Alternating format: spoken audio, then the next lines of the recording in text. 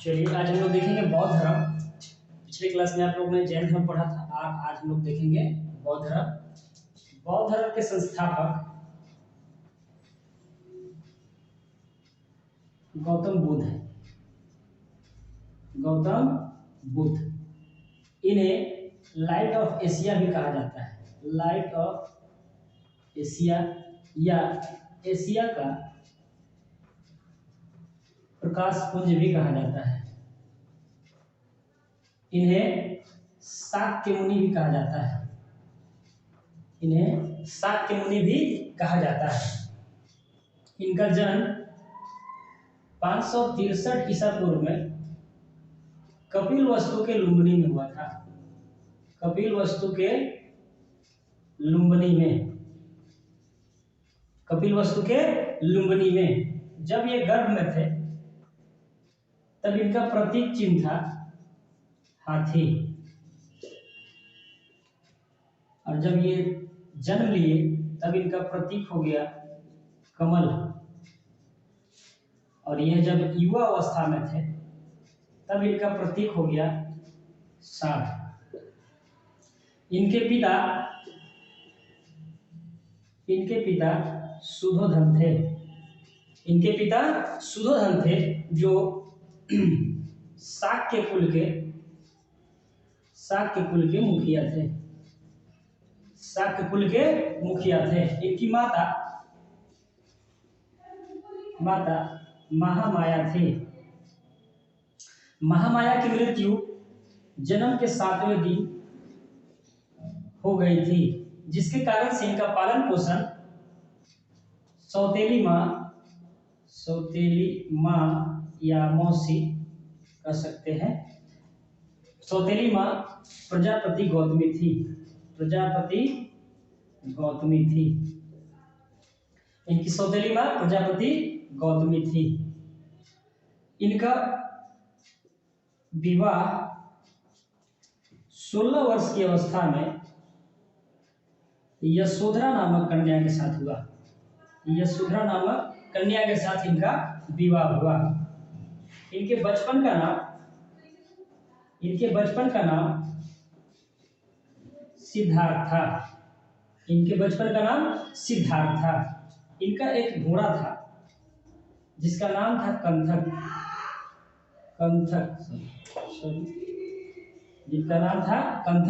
और इनका एक सारथी था जिसका नाम है चन्नी या चन्ना। कहीं कहीं चन्ना भी देता है और कहीं कहीं चन्नी भी देता है। ये चूंकि राजघराने से संबंध रखते थे, इसलिए इनके सारी सुख सुविधाएं इनके महल में सारा कुछ उपलब्ध था। इस वजह से ये बाहरी दुनिया से बिल्कुल परिचित नहीं थे, जिसके कारण से ये बाहरी दुनिया में नहीं जा पाए। और अचानक से जब इनका मन बना तो इन्होंने कपिलवस्तु का सैर किया। जब कपिलवस्तु के सैर पर निकले तब इन्होंने 4 चीजों का अवलोकन किया। एक, बूढ़ा व्यक्ति। दूसरा, बीमार व्यक्ति।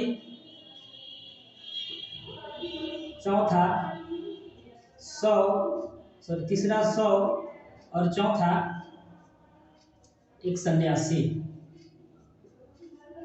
जब यह कपिलवस्तु के सैर पर अपने सारथी को लेकर अपने घोड़े के साथ जब निकले तब उन्होंने ये 4 चीजों को देखा। तो उन्होंने सारथी से पूछा कि ये क्या नजारा है, पहला जो बूढ़ा व्यक्ति है ये ऐसा क्यों है, क्योंकि उन्हें सांसारिक जीवन से कुछ जानकारी नहीं थी। सांसारिक जीवन के बारे में कोई जानकारी नहीं थी, क्योंकि इन्होंने अपने सारा कुछ महल में ही जीवन यापन किया था शादी तक। बूढ़ा व्यक्ति को देखते हैं तो पूछते हैं कि ये किस तरह का नजारा है। तो सारथी कहता है कि महाराज, जो इस धरती पर आया है वो एक न एक दिन इस अवस्था में जरूर आएगा, ये बुढ़ापा है। तो उन्होंने कहा कि क्या मेरे साथ भी ऐसा होगा? तो सारथी ने जवाब दिया, जी हाँ महाराज, आपके साथ भी ऐसा होगा। उनका मन विचलित हो गया। जैसे ही आगे बढ़े उनका मुलाकात एक बीमार व्यक्ति से होता है। उन्होंने कहा कि ये क्या है? उन्होंने कहा कि इस जन्मभूमि पर जो कोई भी जन्म लिया है वो कभी ना कभी किसी न किसी बीमारी से जरूर ग्रसित होगा। ये बात सुनकर सिद्धार्थ का मन और ज्यादा विचलित हो गया। जैसे ही आगे बढ़े तो देखे कि एक 100 गुजर रहा है और सभी लोग पीछे से राम नाम सत्य कर रहे हैं। उन्होंने देखा तो बताया, पूछा कि ये क्या है। उन्होंने कहा कि महाराज, जो इस धरती पे जन्म लिया है वो निश्चित कभी न कभी मरेगा और ऐसे ही उसका अंतिम संस्कार होगा। सिद्धार्थ जी का मन बहुत ज्यादा विचलित हो गया। आगे बढ़े, उसके बाद उन्होंने देखा सन्यासी को। सन्यासी को जब देखा उन्होंने, तो सन्यासी को देखने के बाद उन्होंने देखा कि बीना बजा रहा है, मस्त है एकदम, अपने प्रभु को याद कर रहा है। तो उनकी आत्मा को थोड़ी सी शांति महसूस हुई। उन्होंने कहा, ये क्या है जो गेरुआ वस्त्र पहना हुआ है। उन्होंने कहा कि महाराज, ये अपने प्रभु को याद कर रहा है, अपने मंत्रोच्चारण के माध्यम से अपने प्रभु को याद कर रहा है और अपने जीवन में मस्त है। ये बात देखने के बाद उनका मन बहुत ज्यादा विचलित हो गया, सांसारिक समस्याओं से ज्यादा मन विचलित हो गया, जिसके कारण से उन्होंने गृह त्याग करने का फैसला किया। उन्होंने गृह त्याग कर दिया। गृह त्याग किया 29 वर्ष की अवस्था में। 29 वर्ष की अवस्था में, जिसे बौद्ध धर्म में महाभ्निष्क्रमण कहा गया। महाभ्निष्क्रमण कहा गया, जिसे महाभ्निष्क्रमण कहा गया। जब यह गृह त्याग किए तो इनके प्रथम गुरु अलार कलाम थे।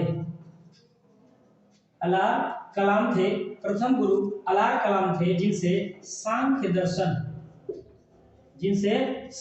दर्शन की शिक्षा लिया। इनके द्वितीय गुरु रुद्रकरामपुर थे। द्वितीय गुरु रुद्रकरामपुर थे, जिनसे योग दर्शन की शिक्षा लिए। इसके बाद ये चले गए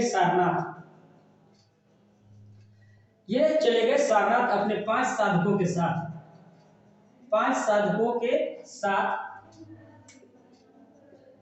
सारनाथ में मृगदाव वन में और वहां पर तपस्या करना शुरू कर दिए। परंतु एक कन्या आती है और उनसे कहती है कि बीना को इतना तेज ना बजाइए कि वह टूट जाए और इतना कम भी ना बजाइए कि आवाज ही ना निकले। ये बात सुनकर सिद्धार्थ गया चले गया जाने के बाद वो पीपल वृक्ष के नीचे और फल्गु या निरंजना नदी के तट पर 6 वर्ष की कठिन तपस्या के बाद इन्हें जब ज्ञान की प्राप्ति हो जाती है, इधर मिटा देते हैं, इन्हें ज्ञान की प्राप्ति हो जाती है, जिसे बुद्ध कहा गया है। बुद्ध का मतलब ही होता है ज्ञानी। 6 वर्ष की कठिन तपस्या के बाद फल्गु नदी या निरंजना नदी के तट पर पीपल वृक्ष के नीचे ज्ञान की प्राप्ति होती है, तब उन्हें बुद्ध कहा जाता है। और जब ये इनको ज्ञान की प्राप्ति हो जाती है तो ये उपदेश देते हैं पाली भाषा में। इन्होंने उपदेश दिया पाली भाषा में और इसी को बौद्ध धर्म में धर्म चक्र प्रवर्तन कहा गया। धर्म चक्र प्रवर्तन कहा गया। जब इन्होंने घर छोड़ा तो उसे महाभ्निष्क्रमण कहा गया और जब इन्होंने पहला उपदेश दिया तो उसे धर्म चक्र प्रवर्तन कहा गया। इन्होंने उपदेश जो दिया था वो अपने साधकों के सामने दिया था, तो आपसे सवाल पूछेगा कि प्रथम उपदेश कहाँ दिया था। इन्होंने प्रथम उपदेश सारनाथ में दिया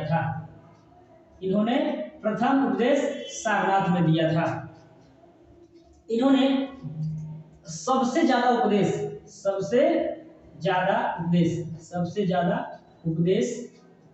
श्रावस्ती में दिया था। बहुत बार पूछा हुआ क्वेश्चन है कि सबसे ज्यादा कहाँ दिए थे और पहला कहाँ दिए थे। तो प्रथम उपदेश सारनाथ में, सबसे ज्यादा उपदेश श्रावस्ती में और अंतिम उपदेश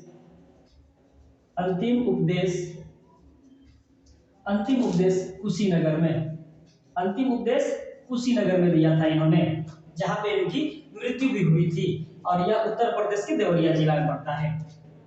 आगे देखेंगे, इन्होंने श्रावस्ती में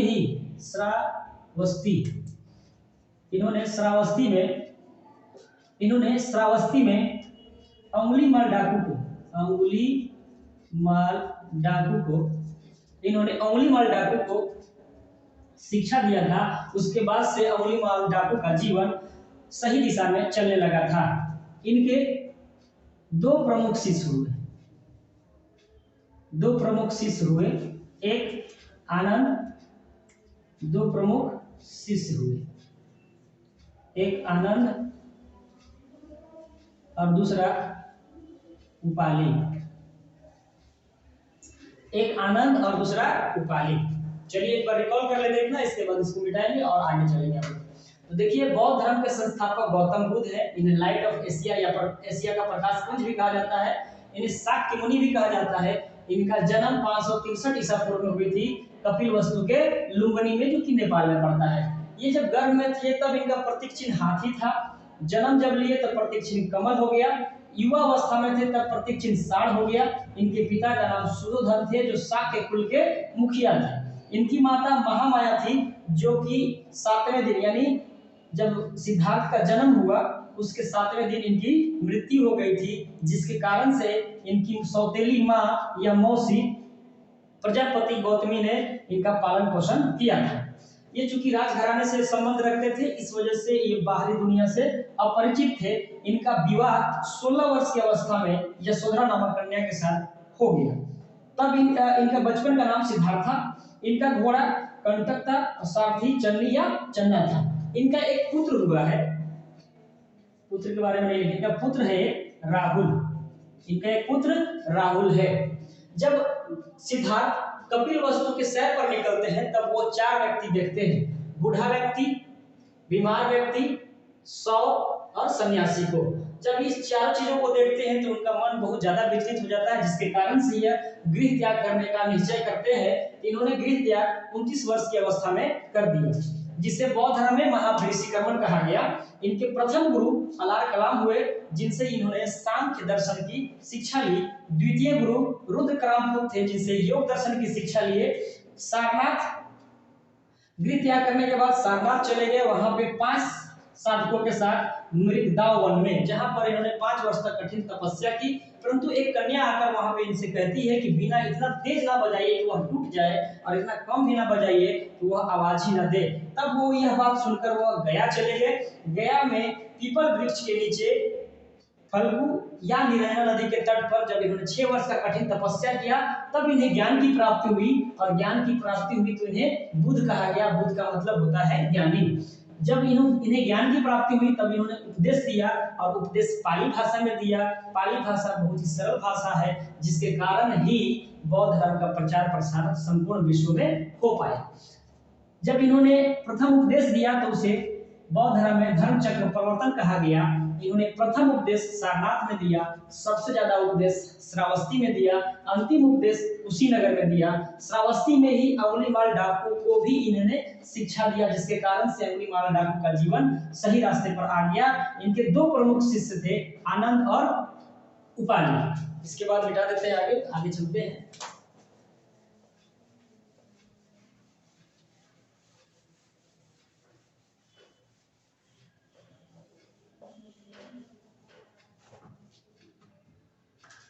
इसके 2 प्रमुख शिष्य थे, आनंद तथा उपाली। इन्होंने 4 सत्य वचन कहा है। 4 सत्य वचन कहा है। 4 सत्य वचन दिया इन्होंने। पहला दुख, दूसरा दुख समुदाय, तीसरा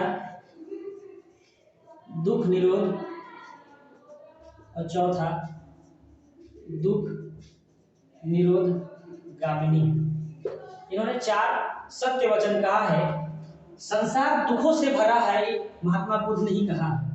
संसार दुखों से भरा है, दुखों से भरा है, यह बात भी महात्मा बुद्ध ने कहा है। इन 4 वर्डों का मतलब ये होता है कि संसार, पहला संसार दुखों से भरा है, दूसरा दुख का कुछ न कुछ कारण है, तीसरा दुख का एकमात्र कारण इच्छा है, और चौथा इच्छाओं पर नियंत्रण करा जा सकता है। इच्छाओं पर नियंत्रण करा जा सकता है। इच्छाओं पर नियंत्रण करने के लिए इच्छाओं पर नियंत्रण करने के लिए इन्होंने 8 मार्ग बताए हैं। 8 मार्ग बताए हैं जिसे बौद्ध धर्म में अष्टांगिक मार्ग कहा गया है। और अष्टांगिक मार्ग देखिए कौन कौन है। सम्यक दृष्टि, सम्यक संकल्प, सम्यक वाणी,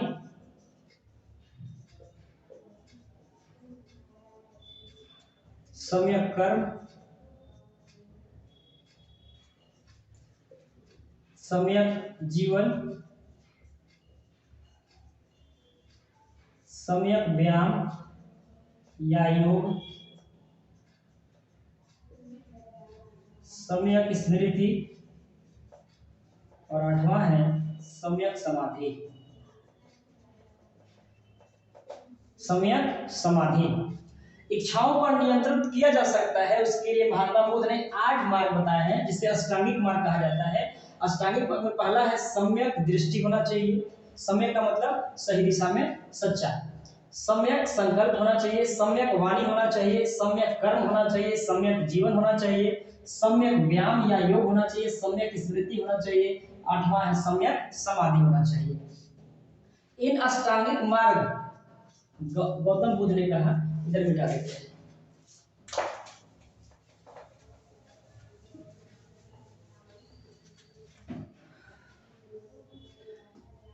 जब गौतम बुद्ध पूर्ण रूप से ज्ञान की प्राप्ति कर लेते हैं तो अष्टांगिक मार्ग देते हैं, और अष्टांगिक मार्ग पर चलने वालों को, वैसे व्यक्ति जो अष्टांगिक मार्ग पर चलते हैं वह भव तृष्णा से परे हो जाते हैं। अर्थात उन्हें निर्वाण की प्राप्ति हो जाती है। निर्वाण का अर्थ होता है दीपक का बुझ जाना। दीपक का बुझ जाना का मतलब कि जीवन और मृत्यु के चक्र से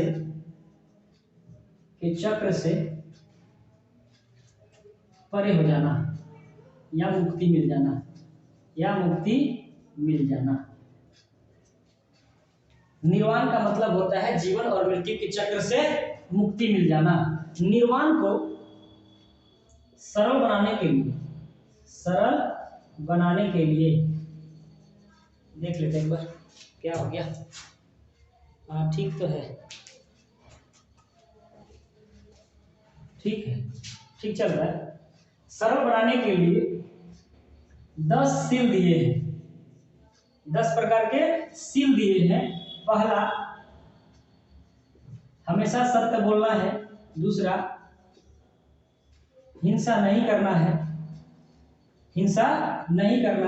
तीसरा, अस्तेय मतलब चोरी नहीं करना है। चौथा, अपरिग्रह मतलब संपत्ति नहीं रखना है। पांचवा, मद सेवन नहीं करना है। मद सेवन मतलब दारू नहीं पीना है, मद सेवन नहीं करना है। छठा, असमय भोजन नहीं करना है।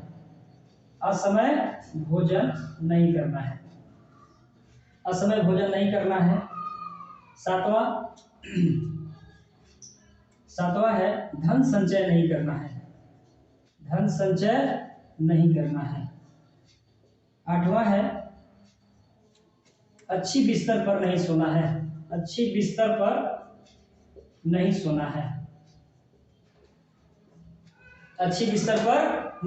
है।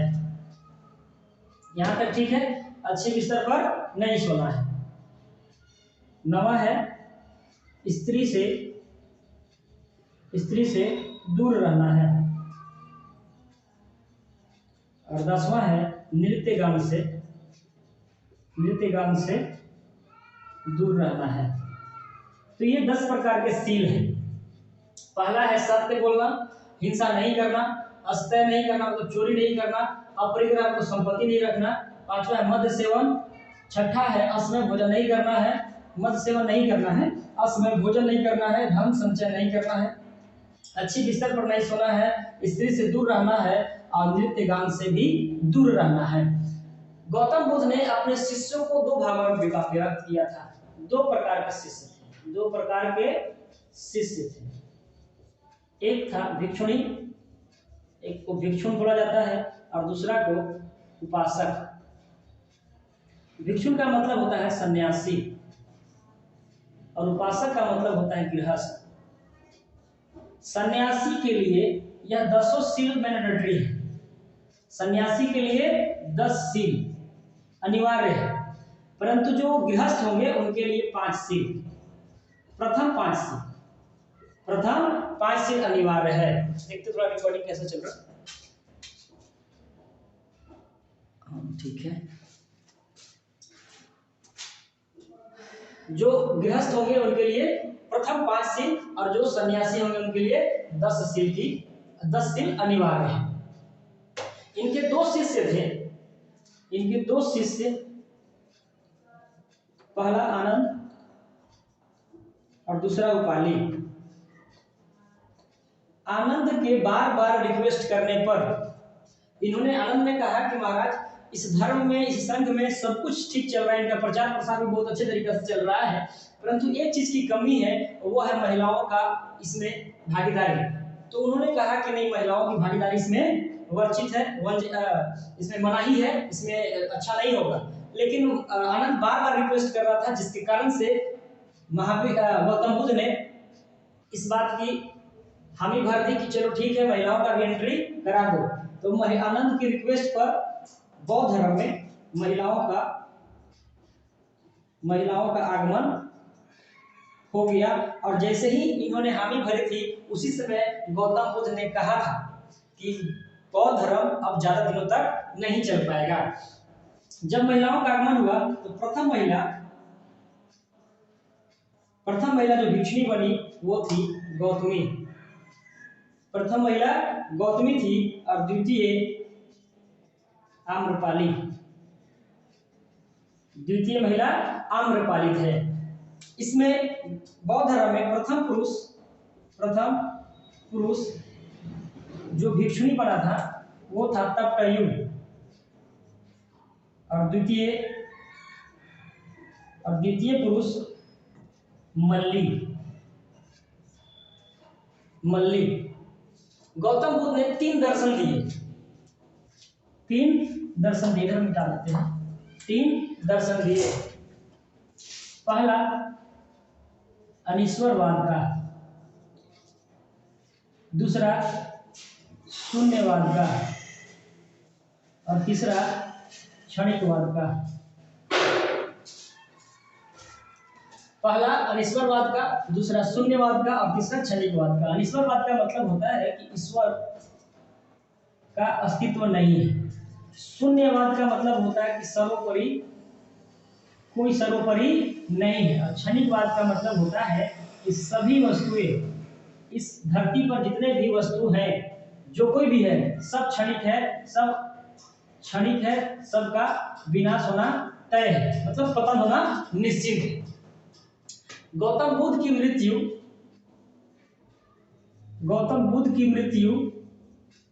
483 ईसा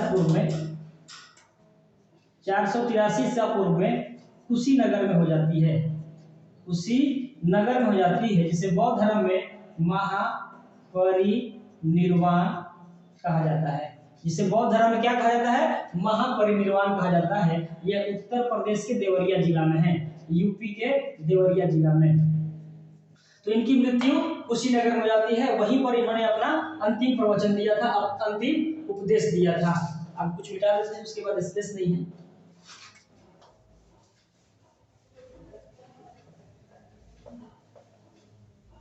ठीक है,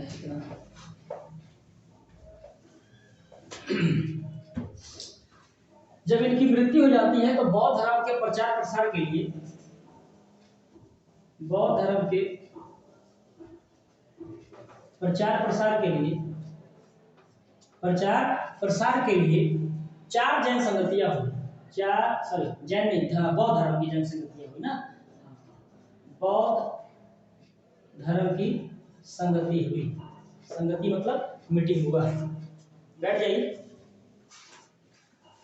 4 बौद्ध धर्म की संगतियां हुई। तो देखिए, आपको इसको ट्रिक से याद रखेंगे। स्थान लिख देते हैं, इसके बाद अध्यक्ष लिख देते हैं, इसके बाद राजा लिख देते हैं और समय लिख देते हैं। स्थान में देखेंगे, आप आराम से याद करेंगे। गृह में शाली पुत्र वन में। गृह में शाली पुत्र वन का मतलब होगा राजगृह। वैशाली का मतलब वैशाली। पुत्र का मतलब पाटलिपुत्र। वन का मतलब कुंडल वन। मिटा देते हैं, कुंडल वन। अध्यक्ष थे महान सब 30 मित्र। एक बार में लिख देते हैं, ठीक ना। गृह में शाली पुत्र, वन में महान 37 मित्र। राजा थे आज का अशोक कौन? आज का अशोक कौन? समय था 483, 383, 255 ईस्वी का प्रथम शताब्दी। ईस्वी का प्रथम शताब्दी, ठीक है। ये सब बीसी है, सब बीसी है और ईस्वी के प्रथम शताब्दी में है। तो गृह में शाली पुत्र वन में, तो गृह मतलब राजगृह, शाली मतलब वैशाली, पुत्र का मतलब पाटलिपुत्र, वन का मतलब कुंडल वन। महान मतलब महाकश्यप, सब का मतलब सभाकामी, 30 मतलब मुगली पुतिस्ता, मुगली पुतिस्ता। मित्र का मतलब वसुमित्र, वसुमित्र। आज मतलब अजात शत्रु। का मतलब काला शोक, काला शोक को काक वर्ण भी बोला जाता है ना, काला शोक। अशोक का मतलब अशोक, कौन मतलब कनिष्क। और 483, 383, 255 ईस्वी का प्रथम शताब्दी में। देखिए, गृह में शाली पुत्र, वन में महान 37 मित्र। आज का अशोक कौन? 483, 383, 255 ईस्वी का प्रथम शताब्दी। तो आप आराम से ट्रिक से याद कर सकते हैं। गृह में शाली पुत्र, वन में महान 37 मित्र। आज का अशोक कौन? 483, 383, 255 और ईस्वी के प्रथम शताब्दी। तो प्रथम बौद्ध संगति राजगृह में हुई थी, जिसके अध्यक्ष महाकश्यप थे और वो अजातशत्रु के शासन काल में हुआ था और 483 ईसा पूर्व में हुई थी।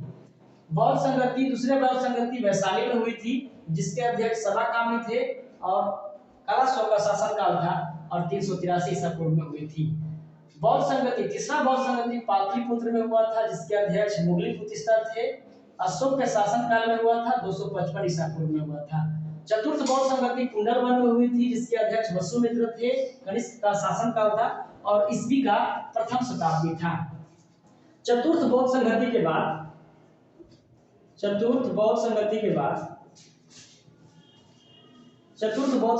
बाद बौद्ध धर्म 2 भागों में विभक्त हो गया। पहला हीनयान और दूसरा महायान। पहला हीनयान और दूसरा महायान। हीनयान बौद्ध धर्म में गौतम बुद्ध के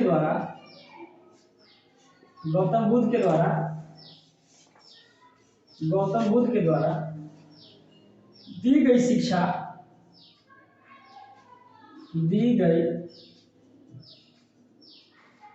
शिक्षा में कोई परिवर्तन नहीं चाहता था, परिवर्तन करना ही नहीं चाहता था। लेकिन महायान कहा कि समय या परिस्थिति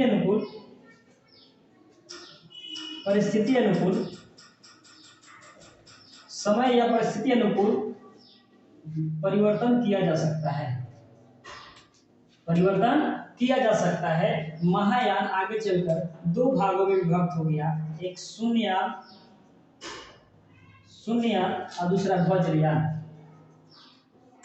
वज्रयान को बौद्ध धर्म का पतन का प्रमुख कारण माना जाता है, क्योंकि यह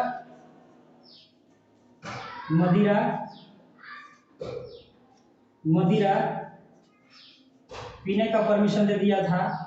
मदिरा पान कर सकते हैं, मूर्ति पूजा कर सकते हैं और वेश्यावृत्ति कर सकते हैं।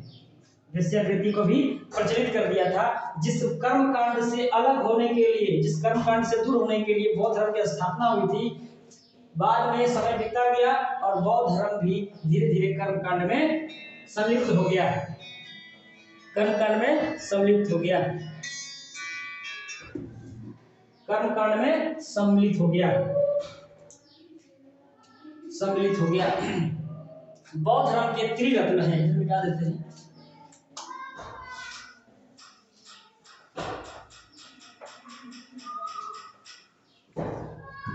बौद्ध धर्म के त्रिरत्न हैं, धम्म, संघ और बुद्ध। जैन धर्म में सम्यक दर्शन, सम्यक आचरण, सम्यक ज्ञान है। इसमें धम्म, संघ और बुद्ध है। बृहद जानकारी यानी बृहद ज्ञान आपको त्रिपिटक से मिलेगा।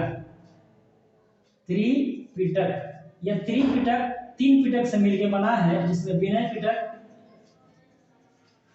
पिटक, सूत्र पिटक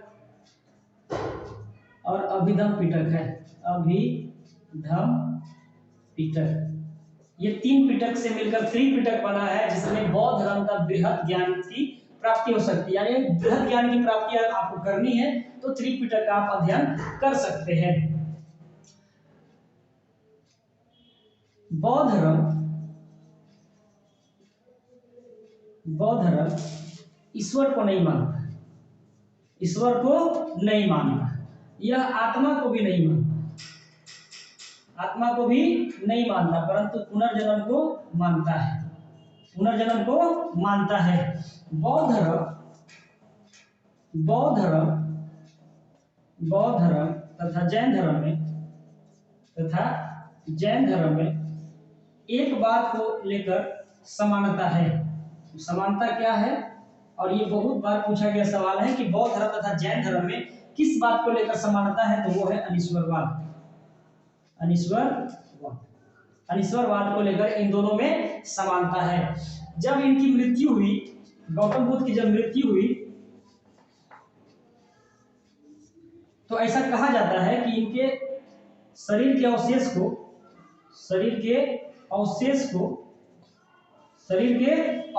को 8 भागों में विभक्त कर दिया गया था। 8 भागों में विभक्त कर दिया गया था तथा 8 स्तूप का निर्माण कराया गया था।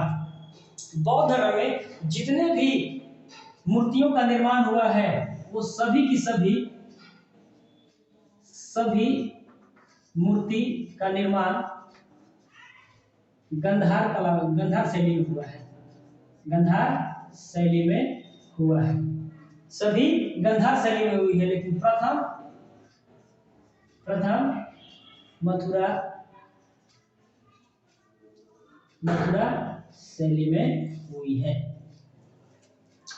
तो ये था आपका बौद्ध धर्म, जो कि आपके कंपटीशन पॉइंट ऑफ व्यू से बहुत ही महत्वपूर्ण है। यह आपको जेएसएससी, सीजीएल या सेंट्रल लेवल पे सभी प्रकार के SSC GD, SSC railway, bank में तो नहीं, लेकिन एसएससी रेलवे और स्टेट लेवल के पीसीएस में भी पूर्ण रूप से आपको मदद करेगा। और अगर यह वीडियो आपको अच्छा लगे तो इसे लाइक जरूर करिएगा, शेयर करना ना भूलें, सब्सक्राइब जरूर करिएगा और बेल आइकन दबाना ना भूलें, ताकि आपको कोई भी वीडियो अपलोड हो तो नोटिफिकेशन सबसे पहले आपको मिले। धन्यवाद।